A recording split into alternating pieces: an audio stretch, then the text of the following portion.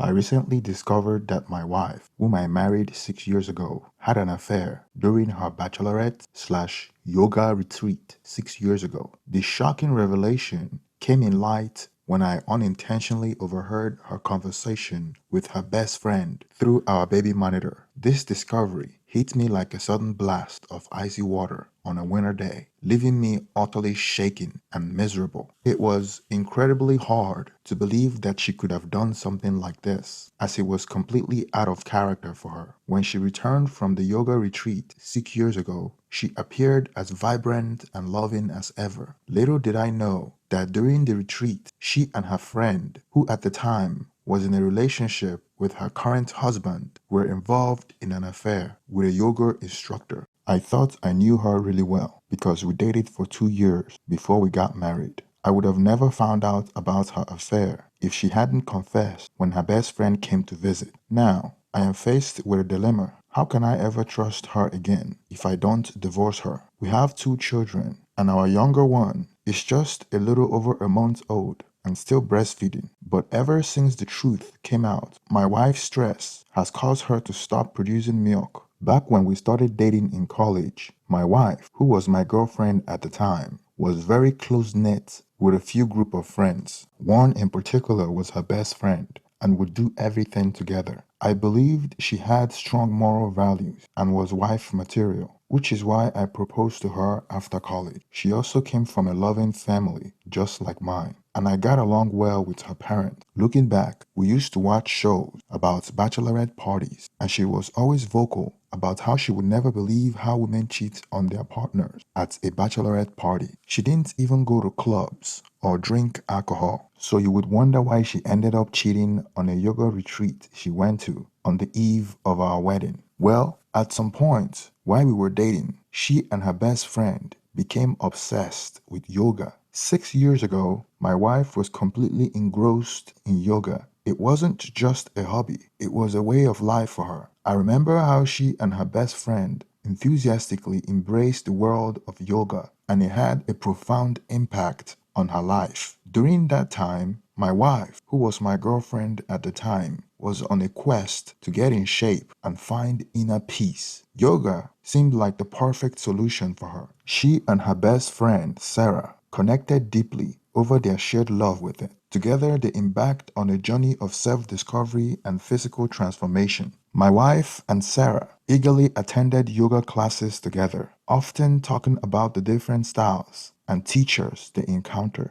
They spent hours going through yoga books and magazines, practicing various poses in our living room and even meditating in our backyard. It became evident to me how much this practice meant to my wife. Back then, after I proposed to her and were preparing on getting married, they wanted a kind of bachelorette party. And what impressed me the most was how they chose to celebrate in an unconventional way. Instead of the usual wild nights at clubs or a trip to Las Vegas, my wife and Sarah opted for a 3-day yoga retreat. At the time, I thought it was a calm and meaningful alternative to the traditional bachelorette festivities. The retreat happened in a peaceful countryside spot surrounded by lush greenery and sitting beside a calm lake. They stayed in snug cabins, and my wife shared that every day was filled with yoga sessions led by skilled instructors. She took lots of photos, and the beautiful setting made their yoga practice even more serene and satisfying. In the morning, they would wake up with the rising sun and join in a sunrise yoga, something my wife had always wanted to try. I remember her telling me the fresh and crisp air and the gentle sound of nature created a feeling of pure happiness. Following the morning sessions, they would go on a long walk around the retreat ground, talking and forming connections with other attendees who also cherished yoga. I remember her telling me that the retreat communal dining hall serves only vegetarian dishes. I remember her explaining to me that her bachelorette yoga retreat was about more than just physical fitness. It was a journey to find balance, inner peace, and forge lasting connections with like-minded individuals. Now I truly know what kinds of connections she was forming. She claimed that the experience was a good transition into marriage life. Now I know why. That's all she shared with me 6 years ago about her yoga retreat. No mention of the one-night stand she had. When she returned from the yoga trip, We got married. After we had our first child, we moved 400 miles away because I found a well-paying job. My wife's job allowed her to work from anywhere, so she was accustomed to working from home. It was during this time that my wife gave birth to our second child, and it happened during the post-pandemic period when my employer started allowing us to work from home.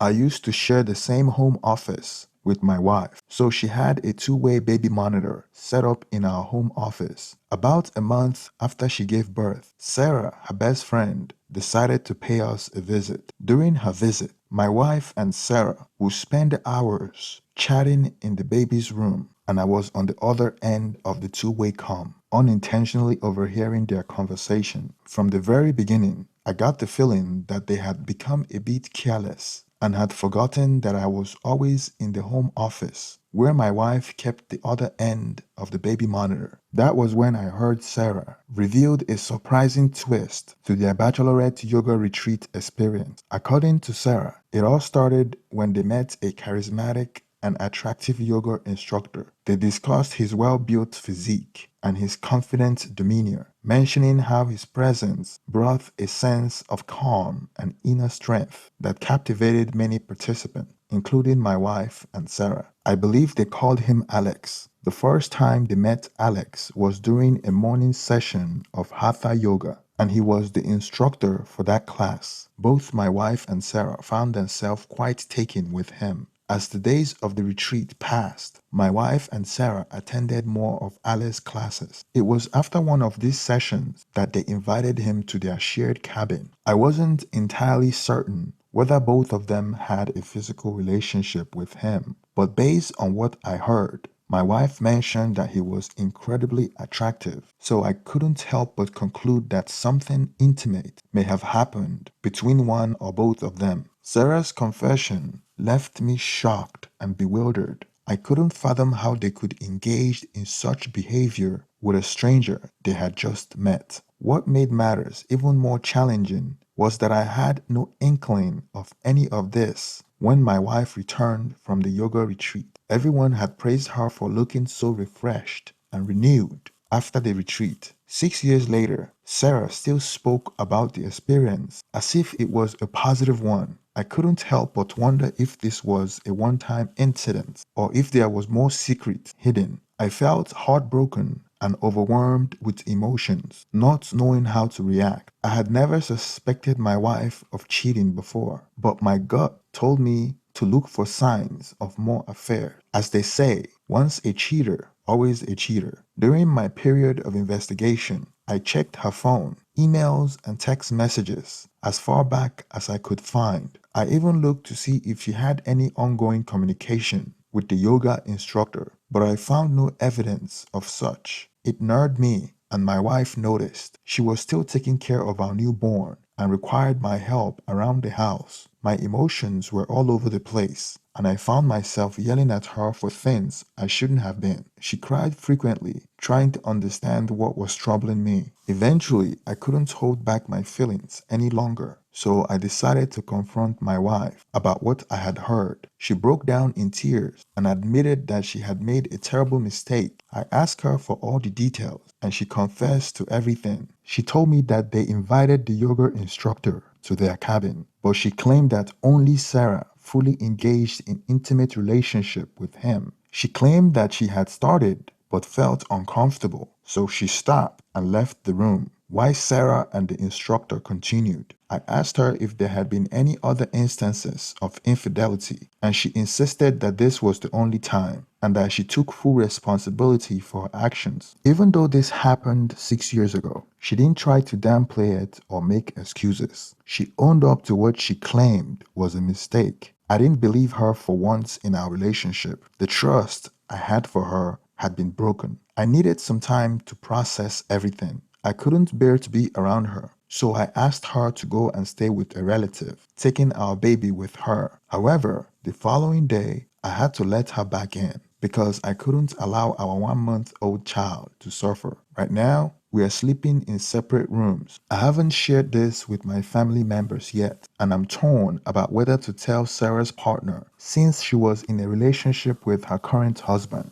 I feel like he should know, but I also know that exposing her would likely damage another relationship. My wife insists that this was the only time she and Sarah cheated, and I can see that she's genuinely remorseful. Divorce have never crossed my mind, as before this revelation, I considered our relationship to be perfect. I have talked to my best friend about the situation, and he advised me that given the fact that we have a new baby and our relationship had been perfect with no instances of cheating since the one 6 years ago, it might be best to give it a few months to see if my feelings continue to bother me. He suggested that if it does, I could then consider separation. Right now, I am finding it difficult to look at my wife the same way because I feel deceived. If I had discovered this 6 years ago, I might not have gone through with the marriage. But now I have two young children to take care of and a demanding job. To complicate matters further, my wife is no longer producing milk due to the stress she's experiencing. Our baby is constantly crying because he's hungry,